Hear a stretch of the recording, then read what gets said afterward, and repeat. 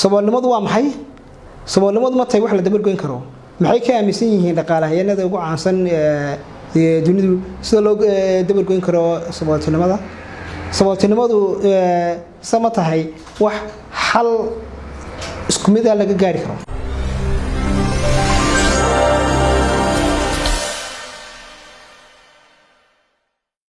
بسم الله الرحمن الرحيم ومركله iyo madasheenii buug wadaag oo aan ku soo qaadan doono buuga loo yaqaano Buur Economics waa buug ay qoreen labada aqoonyahan ee dhaqaalayahan reer Mareykan ee ka tirsan Institute ka jaamacadda MIT la kala yiraahdo Esther Duflo iyo Abachid Esther Duflo iyo Abachid buugan waxay qoreen 2011kii buugani waa buug markii uu soo baxay ba ku guuleystay jaayisada fara badan sida waxa weeye sanadkii 2011kii loo aqoonsaday buugii ugu wanaagsanaa ee dhaqaalaha Financial Times-ka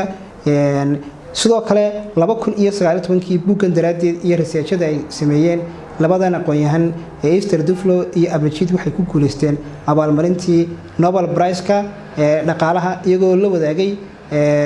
dhaqaalayahan kale Mareykanka la yiraahdo Michael Kremer buugan guud ahaan waxay ka hadlayaan labadan aqoonyahan sidii saboolnimada loo yareyn lahaa saboolnimada maxaa sababa ma shaqeynaysa horumarinta caalamiga ama gargaarka caalamiga ee wadamada qaniga ay siiyaan wadamada saboolku waxa ay soo bandhigayaan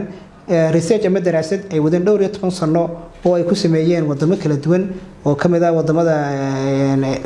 qaaradaha Latin America, Africa iyo Asia buugan ugu horreynba qaybta kood waxay ku soo bandhigayaan xaaladda nimka la joogo aragtiyaha ku saabsan sidii loo yareyn lahaa saboolnimada caalamiga sidii loo yareyn lahaa imaka waxay sheegayaan in laba aragtiyood ay dominate gareeyeen fagaarayaasha caalamiga ee lagaga hadlo sida loo yareyn lahaa saboolnimada ama saboolnimadu sidii ay u noqon lahayd wax la dabar gooyo aragtiyahaas oo ay kala qabaan aragtida kood oo qabo aqoonyahanka reer Mareykan jaamacadda Columbia ka tirsan ee la yiraahdo Jeffrey Sachs buugiisii The End of Poverty oo qoray 2005tii wuxuu ku soo bandhigay aragti oranaysa in saboolnimada guud ahaan la dabar goyn karo haddii wadamada qanigii ay sanadkii lacag gaaraysa 200 oo bilyan ay ugu tala galaan inay ku caawiyaan wadamada saboolka si ay uga baxaan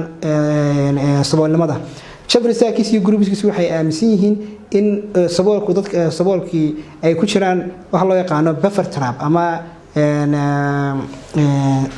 dabinkii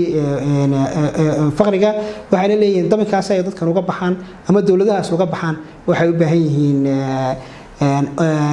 intervention ama in laga soo gaaro oo ay uga timaado baal gargaar dibadda uga imanaysa Jeff Sachs isagu wuxuu ku dooday 20 sano oo ka bilaabmaya 2005 ilaa 2025 haday wadamada qaniga ay lacagta 200 bilyan ah isla markaana balankii uu sameeyay ay raacaan in guud ahaan la dabar goyn karo saboolnimada aragtida ka soo horjeeda waxa qaba iyaguna aqoonyahano badan oo calanka sidoo aqoonyahanka dhaqaalaha reer Mareykan isna la yiraahdo William Easterly wuxuu qoray buug la yiraahdo The White Man's Burden oo kaga sheekeynayo wadamada qaniga gaar ahaan wadamada reer galbeedka ee dadka cadaanka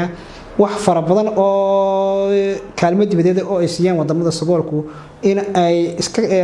dhaaf inay faa'iido keenaan mararka qaar kood ay dhibaatooyin ku keenaan marka William Easterly wuxuu challenge gareynaya aragtida Jeffrey Sachs waxaanu oranayaa wadamada saboolkii waxay keenaysaa in ay ku tiirsanaadaan wadamada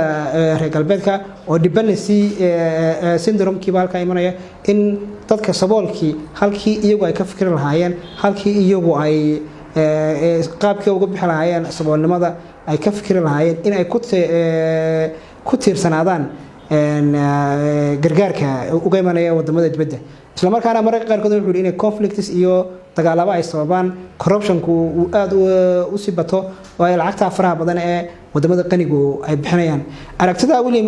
Easterly waxa kale oo taageeray aqoonyahano ay kamid yihiin aqoonyahanada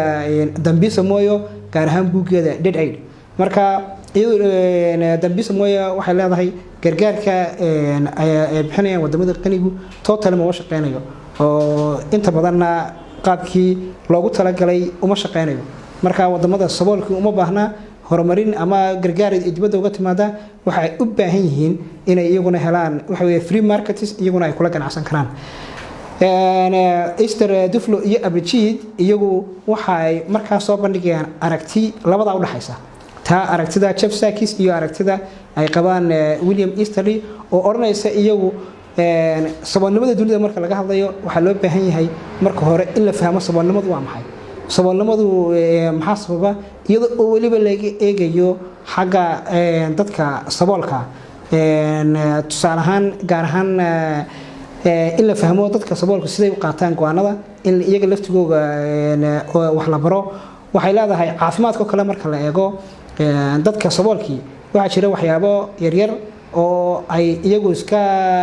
yareystaan ama marka qaar kood ay diidaan laakiin hadii ay qaataan noloshooda saameyn badan ku yeelanaysa waxa kamid ah talaalka kale dadka saboolku inta badan talaalka ama waxay ka aaminsan yihiin fikrad kale ama ma qaataan laakiin hadhow lacag fara badan ay ku bixiyaan si ay u dadaalaan caruurtooda kale uga daweeyaan xanuunada markeeda hore lagu daweyn karayay talaalada marka waxa leedahay iyagu dadku saboolka in la fahmo marka hore qaabka decision ka u qaataan sida isla markaana la baro faa'iidada uu leeyahay tusaale ahaan talaalka kale waxbarashada waxa weeye free oo kale si faa'iidada uu mustaqbalka keeni karo kala halka uga arkaan waxay buuka tusaale ahaan ku soo qaadanayaan daraasad markay daraasado wadeen waddanka Hindiya oo kale in talaalku aad hooseeyay sababuhuna ay kamid ahayeen xarumaha caafimaadku inta badan xidhnaa shaqaalaha caafimaadku inta badan la helin dawladda Hindiya markaa waxay sameysay xarumaha caafimaadka inay ku kabto tiimam kale oo mobile clinicska kuwaasoo dadka guryahooda ugu tagaya talaalkana sidaa ku siinaya taa laftigeedu way shaqayn weyday dawladda Hindiya marka dambe dib ay uga fikirtay waxay sameeyeen in ay dadkii siiyaan dadka istalaala ay incentive siiyaan incentive kaas oo ahaa raashin qof kasta oo talaale ilmihiisa in gabdad raashin la siinayay taas waxay keentay mar qura in talaalkii hooseeyay ee boqolkiiba 6 marayay boqolkiiba 8 u gaadho marka waxay leeyihiin waxyaabaha yar yar ee talaabooyinka yar yari in ay marka dambe keenayaan saameyn iyaguna wanaagsan oo dadka fuqarada ay tahay in la hago waxay kale oo ka sheekeynayaan waxbarashada oo kale wadamada qaar talaabooyin ay qaadeen sida waddanka Mexico kare waddanka Mexico 1994kii wasiirkii maaliyadda oo islamarkaana markiisa horanaha professor jaamacadda Boston ka dhigi jiray dhaqaalaha inuu sameeyay barnaamij progress la progress wuxuu ahaa markaa barnaamij conditional cash transfer oo dadka lacag lagu siinayay waxa la siinayay waalidiinta caruurtooda waxbarashada u dira ayaa lacag lagu siinayay marka waalidku inta ilmood ee uu markasta u diro waxbarashada lacagtu u kordhisay ilmihiisu markuu primary ka baxo secondary u gudbo lacagtu u kordhisay waxyaabaha lagu siinayay lacagtaana waxa kamid ahaa in ilmahaas aanu iskuulka marna ka dhicin marka la siinayo waalidku wuxuu keenayaa tan shidkii ilmihiisa oo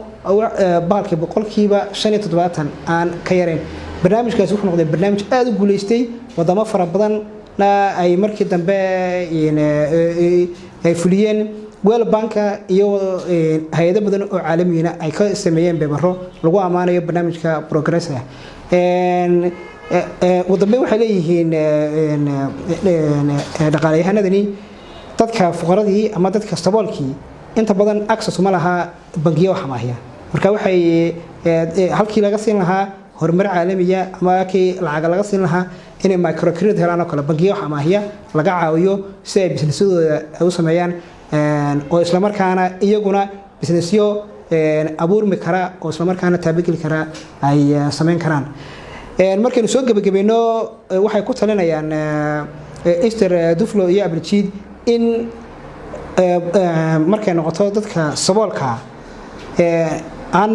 kaliya un loo arag in xal dibadda kaga yimi lagu xalin karo waxyaabaha keenaya sabooltinimada laakiin in iyaga la daraaseeyo isla markaana problemkan sabooltinimada aan loo arag mid solution guud lagu gaari karo kaliya laakiin loo arko inay tahay iyaduna wax kombalagaska markaana ay tahay in la fahmo daraasad badan oo dheeraadana lagu sameeyo